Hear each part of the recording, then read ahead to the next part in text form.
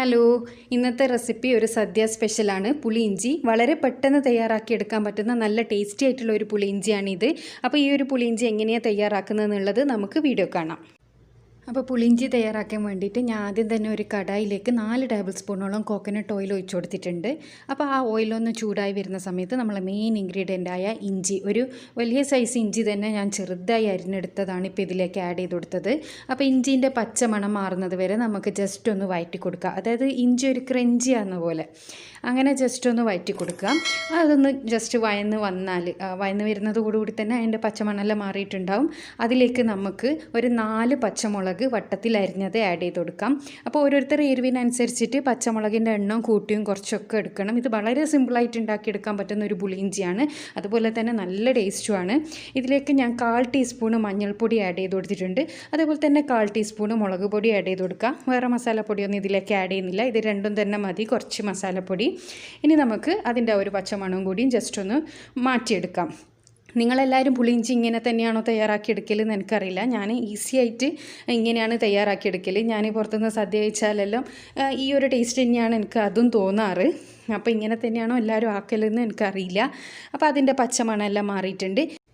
ഇനി ഇതിലേക്ക് ഞാൻ കുറച്ച് കറിവേപ്പില ചെറുതായിട്ട് അരിഞ്ഞിട്ട് കൊടുക്കുന്നുണ്ട്. കറിവേപ്പില കുറച്ച് കൂടുതൽ എടുത്താൽ കുറച്ചും കൂടി ടേസ്റ്റിയാണ്. അത് ഓരോരുത്തർ ഇഷ്ടത്തിനനുസരിച്ച് എടുക്കാം. ഞാൻ കുറച്ച് മാത്രമേ എടുത്തിട്ടുള്ളൂ. അതും കൂടിയിട്ട് ജസ്റ്റ് ഒന്ന് വഴറ്റിയെടുക്കാം. ഇനി നമുക്ക് ഇതിലേക്ക് വേണ്ടത് പുളിയാണ്. പുളി ഞാൻ 1/2 കപ്പോളം നല്ല കട്ടിക്ക് തന്നെ എടുത്തിട്ടുണ്ട്. നല്ല കട്ടിയിലുള്ള പുളിവെള്ളമാണ് ഞാൻ എടുത്തിട്ടുള്ളത്. ഒരു 1/2 കപ്പ് ഉണ്ട് ഇത്.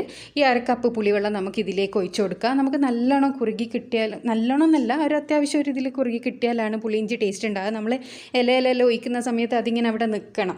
അപ്പോൾ ആ ഒരു രീതിക്ക് നമ്മൾ തയ്യാറാക്കി എടുക്കണം. അപ്പോൾ നല്ല കട്ടിയിൽ തന്നെ പുളിവെള്ളം എടുക്കുക.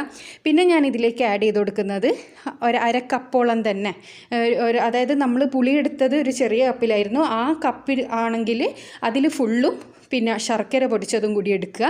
പിന്നെ ഇതിലേക്ക് ഞാൻ 1/2 കപ്പോളം വെള്ളവും കൂടി ഒഴിച്ചു കൊടുത്തിട്ടുണ്ട്. ഇതെല്ലാം കൂടിയിട്ടൊന്ന് മിക്സ് ചെയ്യുക. അതായത് പുളീൻ്റെയും ശർക്കരേൻ്റെയും ഒരു അളവ് എങ്ങനെയാണെന്ന് വെച്ചാൽ, ചിലർക്ക് പുളിയിഞ്ചി കുറച്ച് പുളിപ്പിലായിരിക്കും ഇഷ്ടമുണ്ടാവുക, ചിലർക്ക് കുറച്ച് മധുരത്തിലായിരിക്കും ഇഷ്ടമുണ്ടാവുക. ഞാനിപ്പോൾ ഇത് ഇവിടെ തയ്യാറാക്കുന്നത് കുറച്ചൊരു മധുരം മുന്നിട്ട് വെക്കുന്ന രീതിയിലാണ്, എന്നാലും പുളിപ്പിന് കുറവും ഉണ്ടാവില്ല. അപ്പോൾ അങ്ങനെ എടുക്കുന്നവർ ഈ ഒരു രീതിക്ക് തന്നെ എടുക്കുക. ഇപ്പം ഞാൻ ഇതിലേക്ക് ആവശ്യത്തിനുള്ള ഉപ്പ് കൂടി ആഡ് ചെയ്ത് കൊടുത്തിട്ടുണ്ട്.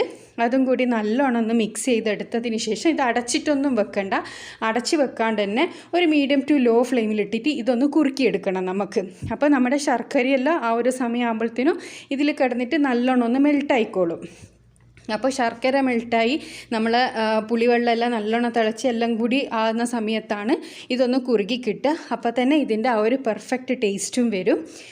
അപ്പോൾ ഇത് നമുക്കൊന്ന് തിളക്കാൻ വേണ്ടി, അതായത് കുറുകാൻ വേണ്ടി ഒന്ന് മാറ്റി വെക്കാം. അപ്പോൾ ഇത് നമ്മുടെ പുളി ഇഞ്ചി ഞാൻ പറഞ്ഞ പോലെ നല്ല കറക്റ്റ് കൺസിസ്റ്റൻസി തന്നെ കിട്ടിയിട്ടുണ്ട്. ഇപ്പോൾ എല്ലാം കൂടിയും കറുത്ത് പോയത് കൊണ്ട് ഇതിപ്പോൾ മൊത്തത്തിൽ മനസ്സിലാവാത്തൊരു സ്ഥിതിയിലുള്ളത്. അപ്പോൾ ഇത് നമ്മൾ ഇതിൽ നിന്ന് മാറ്റുന്ന സമയത്ത് ഞാൻ കാണിച്ചു തരാം ഇതിൻ്റെ ശരിക്കുള്ള കൺസിസ്റ്റൻസി. അധികം ടൈറ്റിൽ അങ്ങോട്ടാക്കിയിട്ട് തീ ഓഫ് ചെയ്യാൻ പാടില്ല, കാരണം ഇത് ഇരിക്കുന്നതിന് കുറച്ചും കൂടി ഒന്ന് കുറുകി വരും. അപ്പോൾ ഈ ഒരു സമയത്ത് തന്നെ നമ്മൾ തീ ഓഫ് ചെയ്ത് കളയണം. കാരണം ഈ ഒരു സമയത്ത് തീ ഓഫ് ചെയ്താലാണ് അത് ചൂടാറി വരുന്ന സമയത്ത് കറക്റ്റ് കൺസിസ്റ്റൻസി ആയിരിക്കും. നമ്മൾ ഇലയിലെല്ലാം ഒഴിച്ചു കൊടുത്താൽ അത് കറക്റ്റ് അവിടെ തന്നെ നിൽക്കും. അങ്ങനെ ഒരു രീതിക്കാണ് നമ്മൾ തയ്യാറാക്കി എടുക്കേണ്ടത്. പക്ഷേ നമ്മൾ ഇത് ഓഫ് ചെയ്യുന്ന സമയത്ത് ആ ഒരു രീതിയിൽ ഓഫ് ചെയ്യാൻ പാടില്ല. അപ്പോൾ കുറച്ച് നേരം കഴിഞ്ഞാൽ ഇള്ളയിലും ഡേറ്റ് ആയി പോകും.